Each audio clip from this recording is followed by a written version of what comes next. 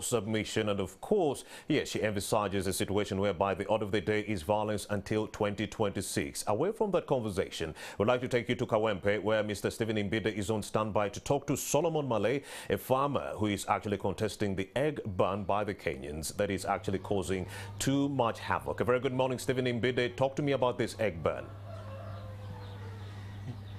Yes, good morning to you, Romeo Bosiko. You know, there are so many battles that the government is battling with. Away from the strike by the medical doctors and interns, now there is the trade war between Uganda and Kenya. That is deepening every day, especially when you talk about the export and importation of eggs, poultry products, livestock products, and of course maize, sugar, name it, as well as milk. But just yesterday, the first Deputy Prime Minister, Minister for East African Affairs, Right Honorable Rebecca Litwala Kadaga, was announcing that yes, government is now going to retaliate, pay in kind, tit-for-tat game, just because Kenya issued a ban on the importation of eggs from Uganda. What are the poultry farmers saying?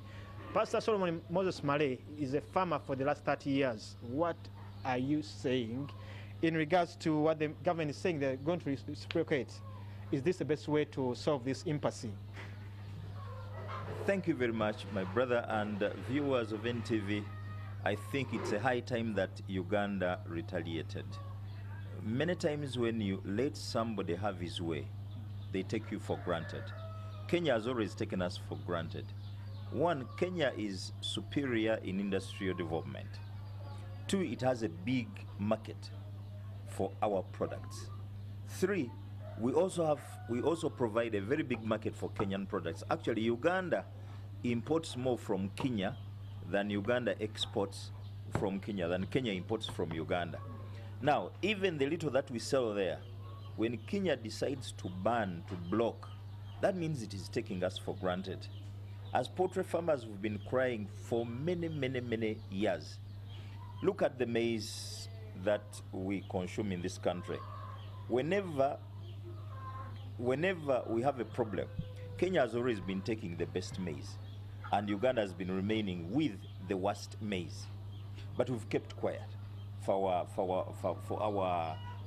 poultry farms.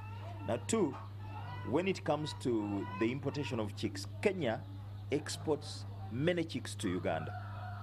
But then Uganda has been sending some broiler chicken to Kenya and many other, some other breeds.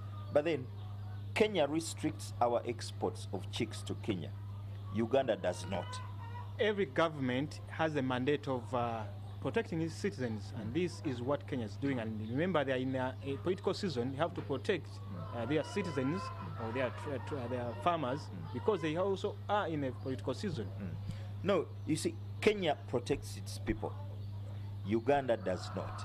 Actually, Uganda has had a very open market. You look at Kenyans coming into Uganda just to sell even manyiga chisajja and other petty products, even shoes, these tire shoes. They come into Uganda to sell, which we cannot do to Kenya.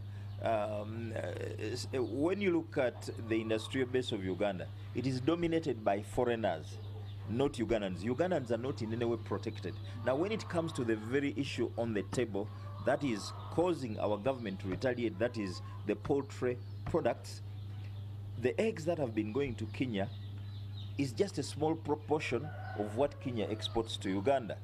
Now, why shouldn't we retaliate? Kenya sells chickens to Uganda. The chicken lay. They don't want the products of eggs to go into Kenya. Yet it's Kenya which exported the chicks to Uganda. What could be lying beneath this economic or trade war between Uganda and Kenya? Because this poultry is not the first product that is being blocked. There is sugar, there is milk, there is maize. What's happening within the region? I think Kenya, we went into integration without being prepared. Actually, what I've realized is that integration does not work. Look at the EU. Britain has pulled out totally.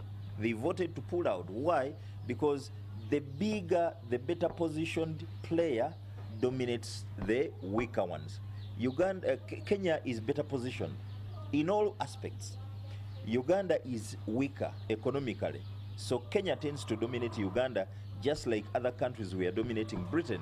So Germany and France were dominating Britain, so Britain chose to withdraw. Now Uganda is being dominated by Kenya in all ways. They want to sell here, but they don't want us to sell in their own home market. And I believe politics is also playing its own part, because there is no way that Kenya can wake up to ban Ugandan products and then Uganda looks on. I know when you go to Nakasero market, for example, you see very many trucks that come from Kenya. From Kenya. Is the retaliation the best way? What should we even ban from Kenya? Look, Kenyan agricultural products are flourishing in Uganda. The market is flourishing in Uganda. Whereas our own mangoes, our own oranges, our own passion fruits are all rotting in the gardens, jackfruits and so on and so forth. Kenyan products are coming in here. So I think retaliation is not an option, but it's a must so that Kenya can wake up. Sometimes you can choose to fight from a point of weakness, and I support government coming up to retaliate. Finally, this is my appeal. The president is opening up the economy in January, and I think this has also affected us, the closed economy, because many of the sectors are not working, so they are not consuming what they should have consumed. I appeal to all Ugandans to go and be vaccinated. I'm already vaccinated. You see my vaccination program. I took the first jab. I'm taking the second jab on 5th January. So let us all be prepared for the opening up so that we can also consume. Many Ugandans are poor. They cannot even afford buying the eggs. But if we can be equipped financially to even consume our own products, we wouldn't be much crying for Kenya. After all, it's not that very big market, although it's very substantial considering what we have in this country.